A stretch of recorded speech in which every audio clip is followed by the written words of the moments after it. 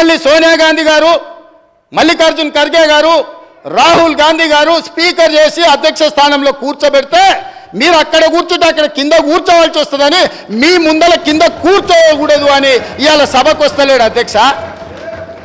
ఏ దళితునైతే ముఖ్యమంత్రిని చేస్తాను దళితులను మోసగించిండో, ఏ దళితుని ఉప ముఖ్యమంత్రిగా చేసి అకారణంగా బర్తరఫ్ చేసిండో, ఇవాళ వాళ్ళను అవమానించిన చంద్రశేఖరరావు మైకులో మాట్లాడాలంటే ఒక దళిత బిడ్డను లేచి అధ్యక్ష నాకు మైక్ ఇవ్వు అని అడుక్కునే పరిస్థితి కాంగ్రెస్ తీసుకొచ్చింది అధ్యక్ష. అది కాంగ్రెస్ గురించి మాట్లాడే అర్హత మీకెక్కడుందని నేను అడుగుతున్నా. కాంగ్రెస్ గురించి మాట్లాడే నీతి జాతి సింగిల్ విండో డైరెక్టర్ పోస్టు చంద్రశేఖరరావుకి ఎవరిచ్చారు అధ్యక్ష? కాంగ్రెస్ పార్టీ ఇచ్చింది. కాంగ్రెస్ సింగిల్ విండో డైరెక్టర్ ఇస్తే ఓడిపోయింది అధ్యక్ష. ఓడిపోయినా కూడా సింగిల్ విండో చైర్మన్ చేసిన మదన్ మోహన్ గారు.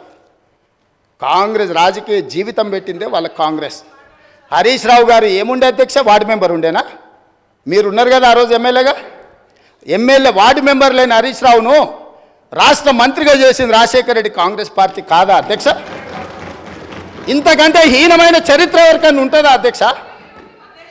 ఇన్ని విషయాలు ఉన్నా మేము ఇక్కడ ప్రస్తావించదలుచుకోలేదు అధ్యక్ష. అవన్నీ ఎందుకనంటే గొప్ప లక్ష్యంతో స్కిల్ యూనివర్సిటీ తీసుకొచ్చినాం, గొప్ప లక్ష్యంతో మాదిగ ఉపకళాల వర్గీకరణ కోసం మేము ముందుకు వచ్చినాం.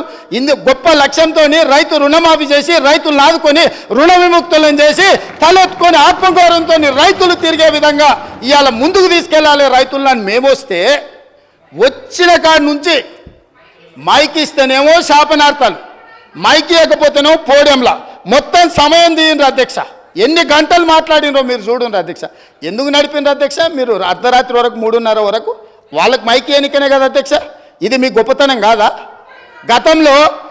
గతంలో బడ్జెట్తో పాటు గ్రాంట్స్ కానీ డిమాండ్స్ కానీ గిలిటన్ చేసి పాస్ చేసుకొని పోలేదా అధ్యక్ష? 5 సంవత్సరాలు నేను ఎమ్మెల్యేగా ఉంటే ఏ ఒక్కరోజు అక్కడ నిలబడనియలేదు అధ్యక్ష. లోపలికి వచ్చినంబడే మార్షల్స్ని బట్టి గొర్రెలు నీడ్చినట్టు ఈడ్చి బజార్లో పడేసిండు అధ్యక్ష.